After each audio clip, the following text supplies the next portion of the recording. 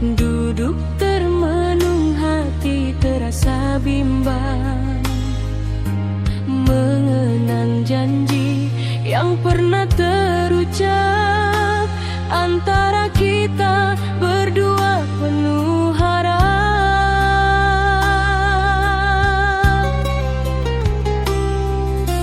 Kau yang ku sayang, kau yang ku cinta, namun nasib berkata lain cerita. Ikatan janji harus terputus, sudah terpisah oleh takdir yang keras dan kejam. Cinta Siti Nurbaya, cinta yang tak sampai, tumbuh di hati namun tak bisa bersatu. Bagaikan bunga layu sebelum berkembang, hancur sudah mimpi indah yang dulu terbang.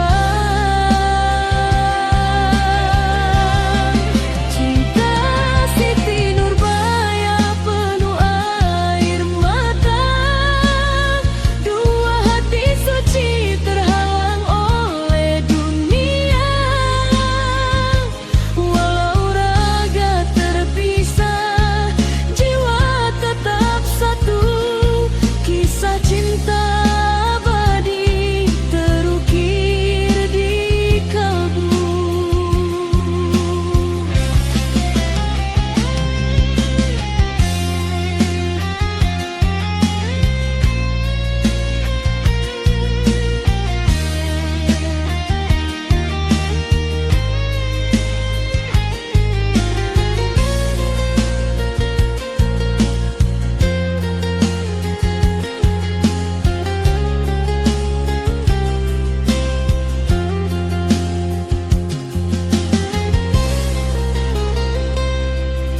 Surat dan pesan yang kau tinggalkan masih tersimpan rapi di dalam lemari, sebagai kenangan kasih yang suci. Walau akhir kisah ini menyakitkan hati,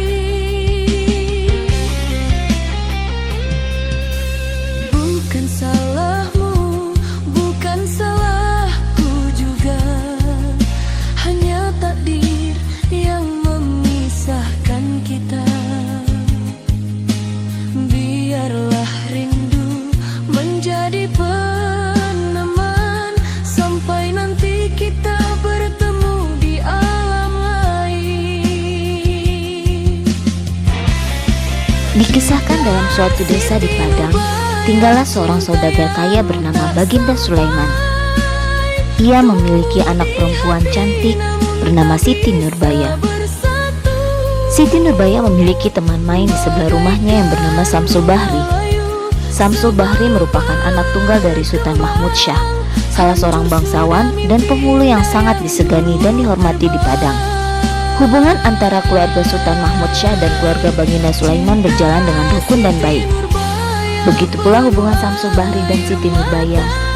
Sejak anak-anak sampai usia mereka menginjak remaja, persahabatan mereka makin erat. Apalagi keduanya belajar di sekolah yang sama. Hubungan kedua remaja itu berkembang menjadi hubungan cinta anak remaja. Perasaan tersebut semakin mereka sadari ketika Samsul Bahri akan berangkat ke Jakarta untuk melanjutkan sekolahnya. Sebelum Samsul Bahri pergi, mereka mengikat janji untuk saling menunggu dan akan menikah ketika saatnya tiba nanti. Akhirnya Siti Nurbaya pun melepas Samsul Bahri ke Jakarta untuk melanjutkan sekolahnya. Seiring berjalannya waktu, bisnis Baginda Sulaiman ayah Siti Nurbaya semakin berkembang pesat. Hal ini menyebabkan Datuk Maringgi marah. Siapakah Datuk Maringgi? Ia adalah saudagar paling kaya di kota Padang kala itu. Ia memang bukan keturunan bangsawan maupun orang terpandang. Konon ia berasal dari keluarga miskin yang kemudian berjuang merubah hidup dengan berdagang.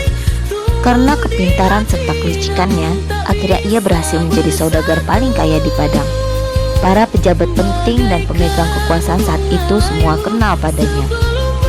Ia seorang pria tua, berperawakan tinggi, kurus, dengan rupa tak rupawan. Namun meski begitu, ia sering kawin cerai. Karena kebanyakan istrinya hanya menginginkan hartanya saja. Begitupun ia sendiri, begitu melihat wanita cantik, langsung ingin menikahinya. Walaupun ia terkenal kikir, namun jika untuk urusan wanita, ia rela mengeluarkan uang banyak asal ia bisa mendapatkan wanita yang diinginkannya. Karena sifat tamaknya itu pula lah, ia tidak ingin kekayaan Baginda Sulaiman melebihinya. Ia pun menyuruh anak buahnya untuk membakar dan menghancurkan bangunan serta toko-toko milik Baginda Sulaiman. Tak luput pula kebun kelapa milik Baginda Sulaiman dibuatnya rusak, hingga tak berbuah lagi.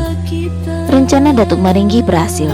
Baginda Sulaiman pun akhirnya jatuh miskin. Namun Baginda Sulaiman tidak tahu bahwa semua peristiwa pembakaran dan perusakan tersebut akibat perbuatan licik Datuk Maringgi.